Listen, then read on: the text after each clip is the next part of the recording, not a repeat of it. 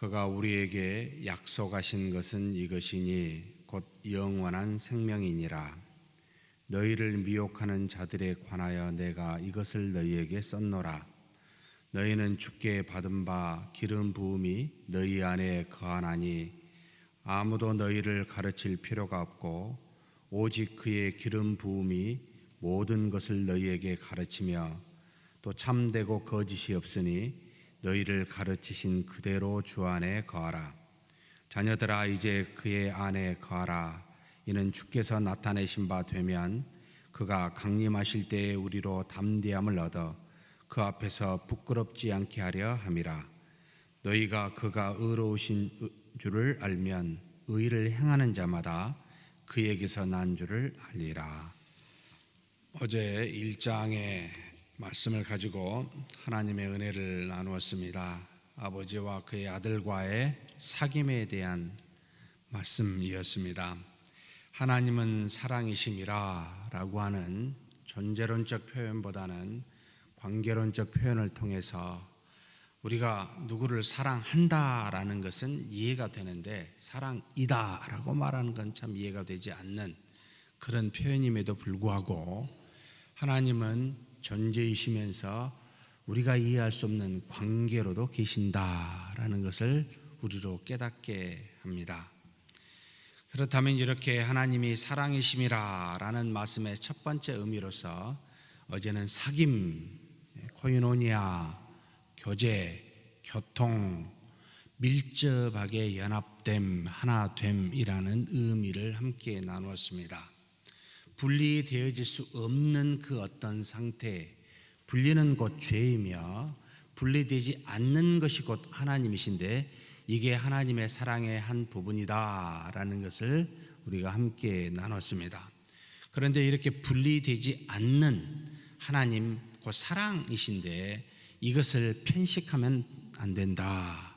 아버지 하나님과 그 아들 예수 그리스도와의 깊은 사귐, 분리되지 않는 연합이 우리 신앙의 균형 잡힌 신앙으로서 매우 필요하다. 대부분의 모든 이단들과 잘못된 사상들은 이곳에서 많이 나왔습니다. 바로 아버지 하나님만 편식하거나 예수 그리스도만 편식하거나 예수 그리스도 중에서 신성만 편식하거나 또는 반대로 인성만 믿고 편식하여 온전한 예수 그리스도를 그리고 삼위일체 하나님 전체를 믿는 믿음에서 떠나 자기의 소견에 좋은 대로 어떤 한 가지를 경험으로 붙잡고 그리고 세상의 흐름에 따라 흘러가면서 그 이성으로 붙잡아 그렇게 하나님을 믿는 믿음에서 떠나 잘못된 거짓 믿음을 갖는 경우가 많다. 그래서 그때의 교회나 지금의 교회에 신구약의 전체의 말씀을 균형 잡히게 읽고 믿어야 되는데 우리는 자꾸 우리의 소견에 좋은 것에 따라 일부분만을 믿고 그것을 높이 들어 온전히 그것만이 전부라고 이야기하는 참 어리석은 그와 같은 신앙을 갖게 되는 경우가 많으니 사도 요한이 조심해라, 경계해라 라고 하여 하나님의 사랑의 포괄적 의미에 대해서 하나씩 가르쳐주고 있는 것이 어제 사귐이라는 교제와 교통, 하나됨이라는 코이노니아에 대해서 함께 은혜를 나눴습니다. 오늘은 조금 더 한 단계 들어간 상태의 말씀을 주고 있습니다. 2장 1절에서 17절은 예수 그리스도에 대해서 18절에서 나머지 25절까지는 성령의 하나님에 대해서 이야기하고 있습니다. 예수 그리스도를 영원한 말씀으로 표현하고 있고 성령의 하나님에 대해서는 영원한 생명으로 표현하고 있습니다. 굉장히 깊고도 정교한 말씀입니다.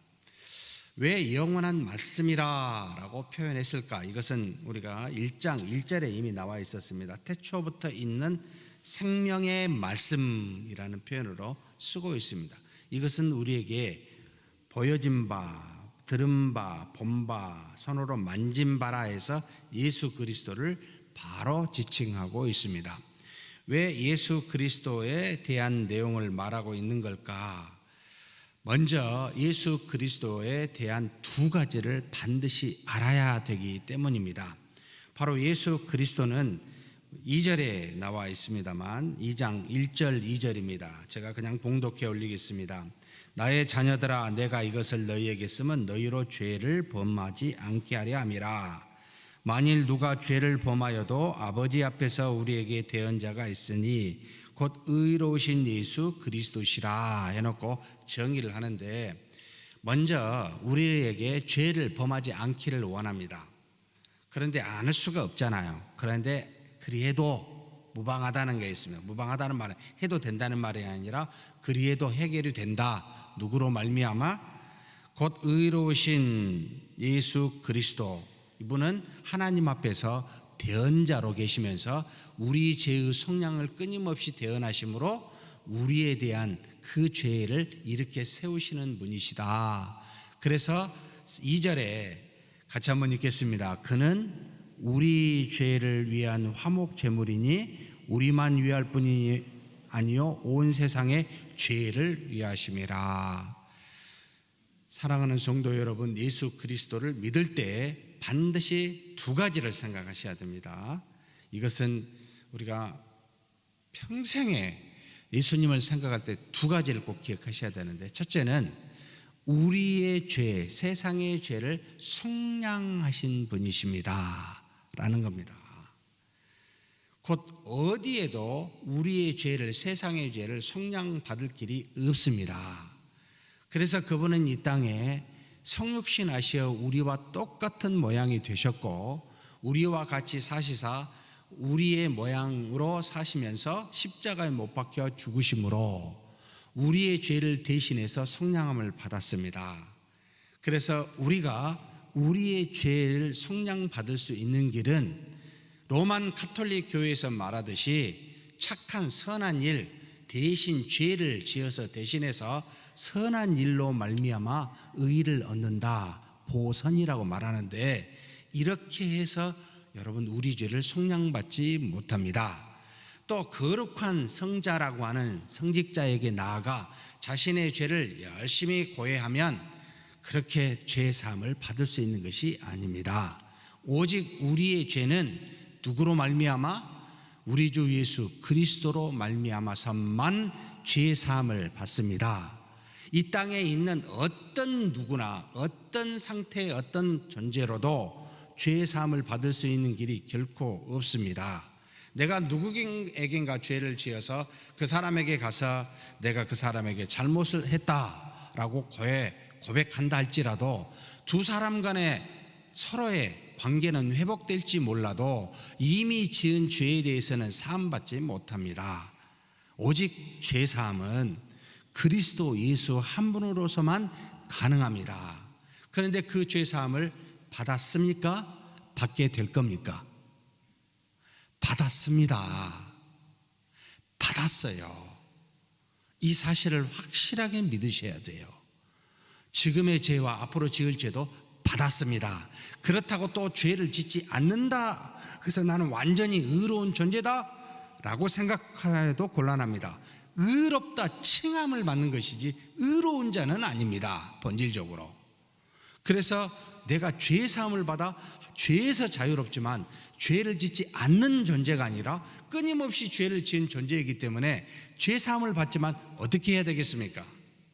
계속해서 그분 앞에 나아가 우리를 대언하시는 그 그리스도 앞에 나아가 그냥 고백하는 겁니다. 사함을 받았지만 내가 다시는 이 죄의 종이 되지 않겠노라고, 나에게 다시 의를 다 주시어 힘있게 일어설 수 있게 해달라고 기도하는 겁니다. 그래서 우리는 회개는 지속적이지만 죄 사함은 단번에 이루어졌습니다 라는 것을 기억하셔야 됩니다. 이 일을 지금도 하나님 우편에서 우리를 대언하신 그리스도께서 속량하심에 대한 그 의를 계속 전가하심으로 우리가 지금도 그 의를 힘입어 일어설 수가 있습니다. 하나님은 우리 죄에 대해서 더 이상 묻지 않으시지만 의롭게 하나님의 빛의 자녀로 살 수 있는 길은 끊임없이 하나님께 나아가 그리스도를 믿어 그분께 우리 죄를 간구하는 겁니다. 그러니 회개하십니까? 우리 입술에 회개가 얼마나 있습니까? 회개하는 내용에 현대 기독교인들이 거의 잃어버려 가고 있습니다. 오직 구하는 내용만, 복을 달라는 내용만 기도하지, 하나님 앞에 내 죄가 무엇인지를 낱낱이 내 생각이 미워했다는 이 마음속에 있는 것까지 날마다 토로하면서 내 속을 전부 다 아시고 감찰하신 하나님 앞에 내놓지 않는, 원하는 것만 구하는 현대 기독교인들, 특별히 강남 쪽에 사는 분들, 여러분 들어보십시오. 메시지가 어떻게 나가나. 회개하라 라는 말을 하는지 안 하는지 한번 봐보십시오. 하면 싫어하니까 안 합니다. 근데 성경을 읽을 때마다 빛 앞에 노출된 우리의 어둠이 얼마나 더럽습니까? 교회라고 더러운 것이 없습니까? 죄의 사함을 받아 은혜가 있지만 곳곳에 어두운 부분이 많습니다. 이것을 어찌하여 그대로 내버려 두냐는 거예요. 그러니까 강남의 어떤 교회, 오늘 신문에도 아침에 잠깐 봤더니 엄청난 소 무슨 교회. 정말 사랑하는 성도 여러분, 교회는요 죄가 참 많습니다. 그럼에도 불구하고 하나님의 은혜로 죄 사함을 받은 곳이 교회입니다. 그래서 그리스도를 생각할 때마다 그 죄 사함의 은혜를, 성량의 은혜를 생각하고 감사하며 오늘의 지금의 죄에 대해서 계속 회개하십시오. 이것이 첫 번째 기억해야 될 부분이요. 두 번째 기억해야 될 부분은 그리스도를 믿는 자라면 무엇을 하고 있겠죠? 그리스도와 같은 행위를 하고 있어야 됩니다. 곧 그리스도께서 주신 계명을 따라 행하고 있어야 됩니다. 이게 마땅히 나타나야 될 모습이 아니냐라고 지금 요한이 뒷부분에 지금 쭉 3절부터 13절부터 쭉 그 뒤에 17절에 이르기까지 이야기합니다. 예수님이 우리에게 주신 계명이 무엇입니까? 마태복음 5장에 산상수훈에 쫙 나와 있습니다. 옛 계명은 이는 이로, 눈은 눈으로, 발은 발로, 손은 손으로 합당한 대로 주고받는 대로, 때리면 때리고 받으면 주고받는 세상의 원칙대로 되어진 게 옛 계명이지만, 내가 너희에게 새 계명은 그와 다르다.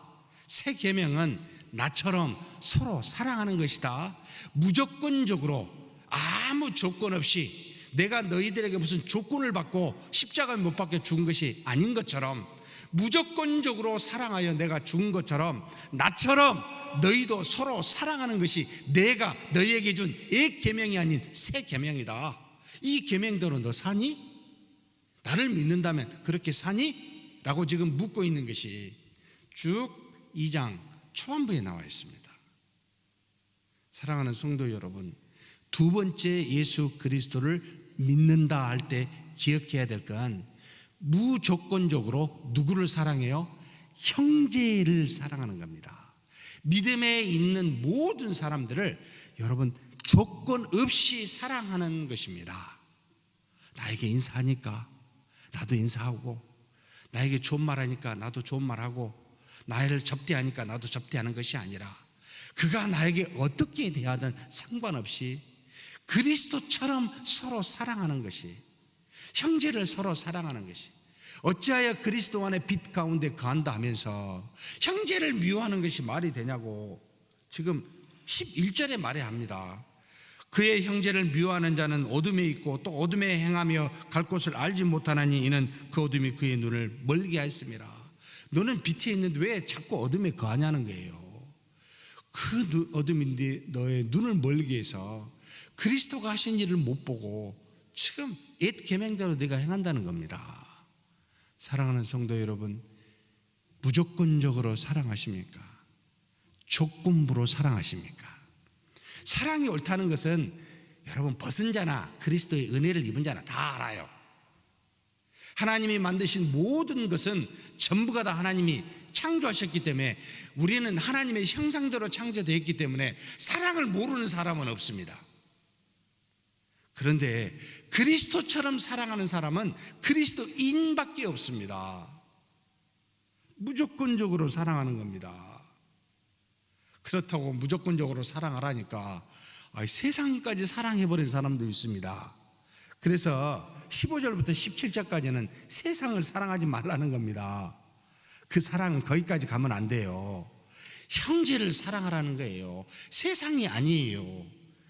이 세상이나 세상에 있는 것들을 사랑하지 말라. 누구든지 세상을 사랑하면 아버지의 사랑이 그 안에 있지 아니하니 이는 세상에 있는 모든 것이 육신의 정욕과 안목의 정욕과 이생의 자랑이니 다 아버지께로부터 온 것이 아니요 세상으로부터 온 것이라. 사랑하는 성도 여러분, 형제 자매를 사랑하십시다. 세상을 사랑하지 마십시다. 미워해야 됩니다. 미움의 대상이 있습니다. 우리도 세상이에요. 그리스도 안에 있는 사람이라면 그가 어떠한 사람이든지 사랑하십시다. 우리 교회 여러 역사를 겪어가면서 얼마나 많은 우여곡절을 겪으면서 우리 안에 얼마나 가림, 나누어짐이 있었습니까? 그것을 지금도 생각하시고 꿍하게 있으면서 이 자리에 앉아서 하나님 앞에 그 마음을 가지고 기도하면 하나님이 뭐라 하실까요? 야, 가서 기도하기 전에 너 형제부터 화해하고 와라고 말하지 않겠습니까? 그것 때문에 하나님 앞에 회개하는 겁니다. 내가 잘못했습니다. 돌이켜달라고. 그분이 나를 속량하사, 예수님이 나를 이런 죄를 속량하셨기에 내가 다시 일어서야 되겠다. 그리고 내가 이 주신 계명 다시 하나님의 뜻을 따라 그것으로 행해야 되겠다. 사랑하게 됩니다. 이것이 바로 그리스도인이다 라고 가르쳐준 내용이 바로 17절까지 내용입니다. 그러면서 오늘 저와 여러분이 나누고 싶은 두 번째 사랑에 대해서, 사귐 이후의 사랑에 대해서 말씀을 나누고 싶습니다. 바로 성령님의 기름 부음을 말씀하고 있습니다. 사도행 요한복음 2장, 요한일서 2장 18절에서 29절은 성령의 기름 부음에 대해서 우리에게 증거합니다. 성령의 기름 부음이 딱 두 군데에서 2장에 나타나는데, 먼저 2장 20절에서 21절 말씀입니다. 같이 한번 읽겠습니다. 너희는 거룩하신 자에게서 기름 부음을 받고 모든 것을 아느니라. 내가 너희에게 쓰는 것은 너희가 진리를 알지 못하기 때문이 아니라 알기 때문이요 또 모든 거짓은 진리에서 나지 않기 때문이라. 요한일서 2장 25절에서 27절 우리가 읽은 본문에 있습니다. 여기에 또 한 번 기름 부음이 나와 있습니다. 같이 읽겠습니다. 그가 우리에게 약속하신 것은 이것이니 곧 영원한 생명이니라. 너희를 미혹하는 자들에 관하여 내가 이것을 너희에게 썼노라. 너희는 주께 받은 바 기름 부음이 너희 안에 거하나니 아무도 너희를 가르칠 필요가 없고 오직 그의 기름 부음이 모든 것을 너희에게 가르치며 또 참되고 거짓이 없으니 너희를 가르치신 그대로 주 안에 거하라. 20절에 거룩한 자에게서 기름 부음을 너희가 받았다라고 말하고 있고, 27절에 주께 받은 바 기름 부음이 너희 안에 거하였다. 그래서 아무도 너희를 가르칠 필요가 없다. 오직 그의 기름 부음이 모든 것을 너희에게 가르친다 라고 이렇게 말씀하고 있습니다. 요한이 참 놀랍게 이 생명, 영원한 생명에 대한 성령님을 말하면서 어노인팅 또는 여기는 카리스마하고 다릅니다. 카리스마는 바로 어노인팅이라고 하는 기름 부으심, 무언가 흘려서 흐트러지게 한다라고 하는 의미인데, 이것은 신약 성경에 크리스마라는 이 부으심, 기름 부으심은 오직 성령님께 해당되는 표현으로 사용하고 있습니다. 그래서 기름 부음이라고 할 때 그의 거룩한 자에게서, 이 거룩한 자는 성령의 하나님을 말하게 됩니다. 성령의 하나님이 너희에게 기름 부음을 주었다라고 말하는데, 사랑하는 성도 여러분, 평생 동안 예수님에 대해서 성량하심과 사랑, 서로 사랑에 대해서 알았다면 성령에 대해서 꼭 평생 동안 두 가지를 기억하셔야 됩니다. 첫째는 바로 우리에게 영원한 생명을 주셨다는 겁니다. 지금 하나님께서 신자들에게 영원한 생명이 있으라라고 명령하니까 우리에게 영원한 생명이 생겼을까요? 어떻게 생각하세요? 도대체 영원한 생명이란 어떻게 우리에게 주어진 걸까요?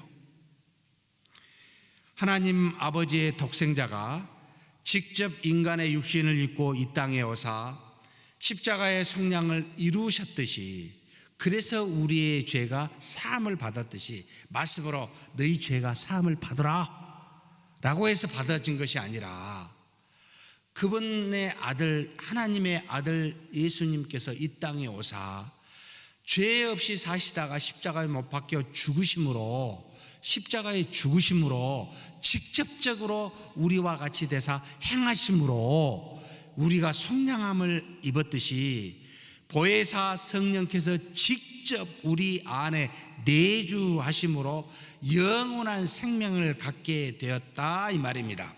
즉 썩어지고 없어지는 우리의 육체에 영원하신 성령의 하나님이 내주하사 영원히 거하심으로 이제는 우리가 썩지 아니하는 영원한 생명을 이 성령님으로 말미암아 성령이 안에 내주하심으로 갖게 되었다 이 말입니다. 실천하여 실현하여 이루어졌다 이 말입니다.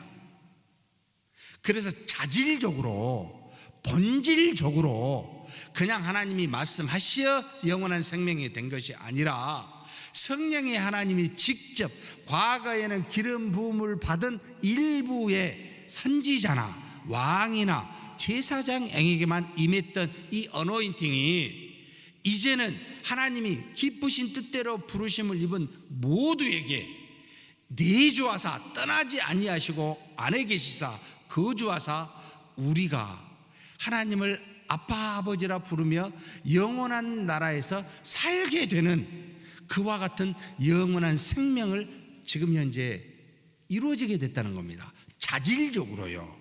성령이 내 안에 계심으로요. 이해가 되신가요? 이게 첫 번째 성령의 하나님에 대한 기억해야 될 부분입니다.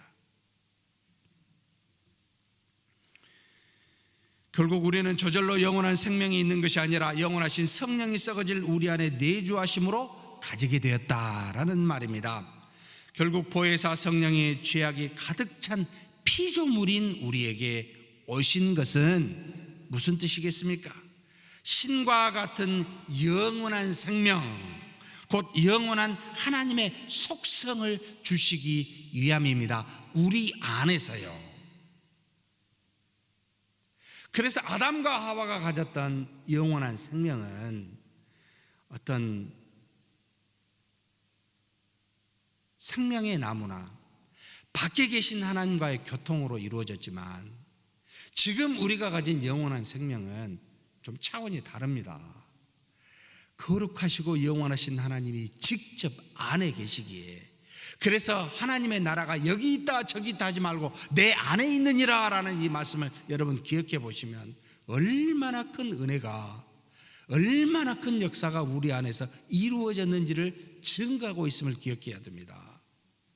우리가 알지도 깨닫지 못할 때에 성령이 우리 안에 내주하심으로 지금도 정말 더러운 죄를 저지르지만 떠나지 아니하시는 성령이 우리 안에 계심으로 영원한 생명을 결코 우리에게서 벗어나지 아니하고 하나님의 사랑에서 결코 어떤 것으로도 끊어지지 아니하도록 우리 안에서 고아와 같이 내버려 두지 아니하시고 졸지도 주무시지도 아니하시며 살아계시사 역사하고 계시는 분이 성령의 하나님이 우리 안에 기름 부음으로 계신다는 말입니다. 얼마나 큰 역사입니까?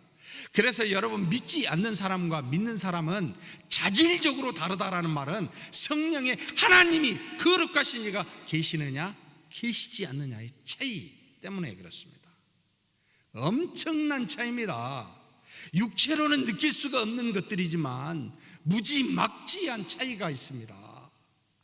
이것이 바로 영생이니라, 영원한 생명이니라, 성령의 하나님이 기름 부으셨느니라, 내주하셨느니라, 거하셨느니라 라고 말한 수많은 신약 성경의 사도들이 증거한 내용들입니다. 믿으십니까? 이걸 기억하라는 겁니다. 이게 하나님의 사랑이라는 겁니다. 이게 두 번째, 무엇을 기억해야 되겠습니까?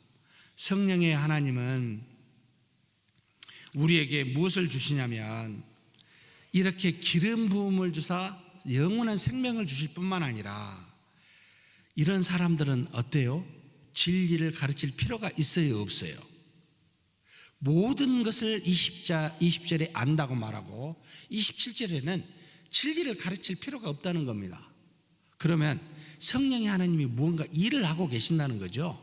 무슨 일을 합니까? 진리를 알게 한다는 겁니다. 선과 악이 무엇인지를 깨닫게 한다는 겁니다. 세상에 살면서 이것은 하나님의 뜻이 아니야, 이것이 하나님의 뜻이야 라는 걸 알게 한다는 겁니다. 끊임없이 예수 그리스도께서 하신 말씀을 기억나게 하고 우리 마음속에서 죄가 아니라 의를 따라 진리를 따라 살도록 진리 가운데로 계속해서 말씀하시며 인도하고 계시다는 말입니다. 그래서 우리는 하나님의 뜻을 알고 진리 가운데로 갈 수 있는 능력이 항상 주어졌습니다. 사랑하는 성도 여러분, 저와 여러분이 연약하여 인간의 이성으로 헤아릴 수 없는 것이 너무나 많습니다. 그런데 성령의 하나님이 우리 안에서 하나님의 뜻이 무엇이니 이것은 하지 말아라, 이것은 해라 라고 말하고 있습니다. 계속해서 깨닫습니다. 여러분, 그런데 어찌하여 성령이 우리 안에서 말씀하신 바를 무시하거나 간과하십니까? 정말로 남들이 듣지 못한, 나만 들을 수 있는 성령의 음성을, 어쩌면 미세한 음성일 수도 있는 이것을 그냥 싹 스쳐 지나가 버리십니까? 하나님이 우리에게 주신 말씀을 읽을 때마다 나에게 깨닫게 하시고 우리가 예배를 드릴 때마다 내 마음속에서 솟아나 생각해 하여 깨닫게 하시는 하나님의 뜻을 어찌하여 예배가 끝나고 성경을 덮어버리면 다시 옛 모습으로 돌아가 버리고 마는 걸까요? 어찌하여 내 안에서 성령의 하나님이 하신 말씀을 그렇게 쉽게 무시할 수 있는 걸까요? 이것은 아니지 않습니까? 요한이 말합니다. 누군가 너에게 가르칠 필요가 없다고. 누가 이단이니 뭐가 어쩌니, 너는 있잖아. 내 안에 성령이 하나님이 계시사 예수님이 하신 모든 말씀, 나 요한이 말한 모든 것들을 전부 다 너 알고 있어. 누가 너에게 가르치지 아니하여도 어떤 이단 사상과 잘못된 가르침이라도 너는 내 속에서 성령의 하나님이 너를 깨닫게 하니 너는 그걸 분별할 수가 있어. 확실하게 이야기합니다. 무엇을 믿고 있는 겁니까? 성령의 하나님이 진리 가운데로 역사하여 우리를 인도하고 계심을 분명하게 믿고 이미 경험한 사람의 표현이지요. 알고 있는 겁니다. 사랑하는 성도 여러분, 왜 우리가, 그래서 정말 우리가 놀랍게 하나님의 말씀을 어기게 하는 건 우리 습관, 관습입니다. 아무 생각 없이 그냥 해왔었던 관습이 하나님이 이렇게 하라 저렇게 하라고 하신 말씀을 너무나 쉽게 무너뜨려 버립니다. 육체의 관습, 습관, 내 자신의 이익입니다. 세상의 가치관으로 만들어진 이것이 중요하다라고 하는 수많은 세상의 조류를 따라 하나님의 말씀을 내 속에서 끊임없이 하시는 성령의 음성이 들려도 사라져버립니다. 마치 길가에 떨어진 씨앗처럼, 가시떨기 나무에 돌짝밭에 떨어진 씨앗처럼 잠시 있다가 사라져버립니다. 끊임없이 성령의 하나님이 말씀을 주셔요. 그러니 말씀을 모른다는 것은 거짓인데, 우리가 말씀을 불순종한다는 것은 이 주신 말씀을 쉽게 간과하고 또는 무시하고 있다는 겁니다. 무엇 때문에? 내 탐욕 때문에, 욕심 때문에, 나의 관습 때문에, 경험 때문에. 이 모든 것들이요 하나님의 음성을 저버리게 합니다. 그러니 성령이 내 안에 역사하사 그 능력을 이루심에 대해서 경험치 못하는 신앙생활을 오래 했지만 어린아이와 같은 모습인 사람이 수두룩 갑니다. 이건 아니잖아요. 너희가 들은 바가 분명한데 어찌하여 영지주의에 빠지고 어찌하여 유대주의에 빠지느냐? 이건 아니잖아요. 어찌하여 세상 조류에 빠지느냐? 육체의 소욕에 굴복하느냐? 아니잖아요. 확고하게 이야기하는 겁니다. 그러므로 사랑하는 성도 여러분, 두 가지 기억하십시다. 성령의 하나님은 우리에게 영원한 생명을 값없이 공짜로 주셨고, 그리스도께서 계속해서 우리를 위하여 그 의를 전가하여 하나님 앞에서 대언하듯이 성령의 하나님은 우리 안에서 그걸 대언합니다. 예수님이 이 말씀하셨다, 저 말씀하셨다, 예수님은 이렇게 행하셨다, 전부 다 이야기하고 있습니다. 그런데 교회에서 하나님의 말씀인 성령의 음성이 들리지 아니하고 인간의 음성이 들린다면 어떻게 되겠습니까? 그러니 파당이 생깁니다. 파당은 뭐냐면 우리 이득을 따라 이득이 되는 쪽으로 모이는 거예요. 나이에 상관없이, 성별에 상관없이, 교회에 오래 다니고 적게 다님에 상관없이 여러분 이득에 따라 이리저리 이합집산이 돼버립니다. 그래서 부서마다도 여러분 부서마다도 이러한 파당이 생길 수가 있고, 연령별로도 생길 수가 있고, 경험에 따라도 생길 수 있는 모든 것은 성령의 음성을 듣지 아니하고 우리의 탐심에 따라, 우리의 경험에 따라, 우리 이득에 따라 움직이는 우리의 모습 때문입니다. 이걸 적나라하게 하나님 앞에 내놓고 이 성령님이 다 하셔요. 도망갈 수가 없잖아요. 영생을 주시기 위해서 떠나지 아니하시니까. 여러분, 그분 앞에 어떻게 피할 수 있습니까? 생각해 보십시오. 내가 아무도 몰라요.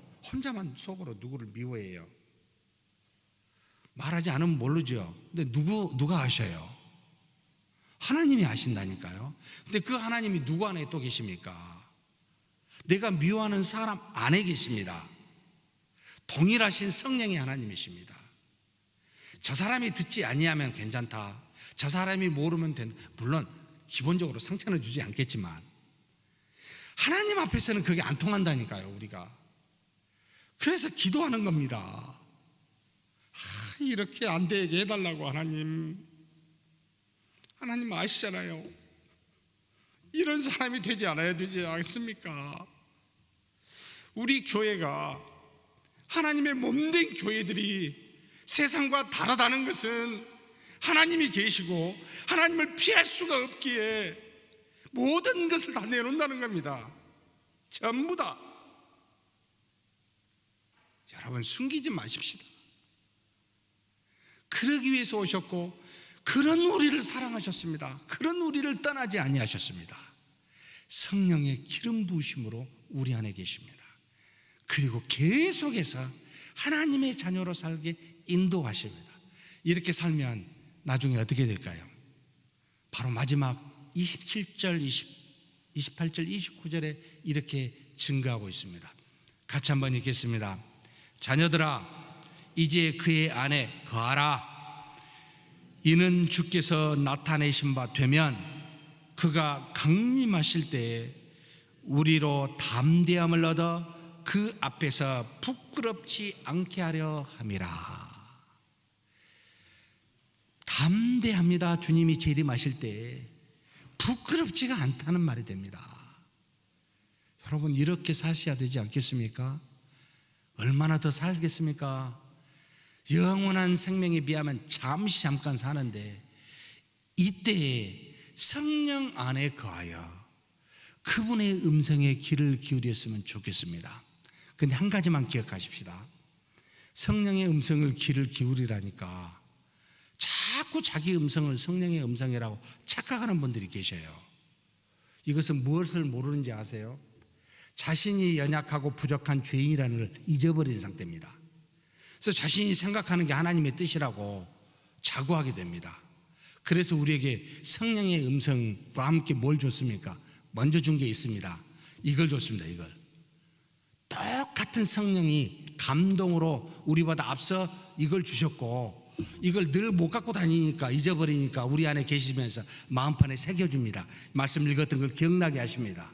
그런데 이 기억난 것이 하나님의 말씀이 아니라 내 생각이면, 그리고 그걸 붙들어요. 조심하셔야 돼요. 그것이 하나님의 뜻인지를 어디서 분별해야 돼요? 여기서 분별해야만 합니다. 여러분, 이것과 이게 일치하면 어떻게 하세요? 100% 순종하셔요. 그냥 너 있잖아, 그 사람에게 가서 화해해. 하나님의 뜻일까요? 아닐까요? 성경을 뒤져봐요. 김석환하고 한테 가서 화해하라는데 이게 어디 나왔어? 없잖아. 화해하라는 건 하나님의 뜻이잖아요. 그러면 그냥 100% 가서 상대가 어찌하든 무슨 말을 하든 하나님의 말씀이다. 가서 그냥 죄송합니다. 제가 이러이러한 죄를 저질렀습니다.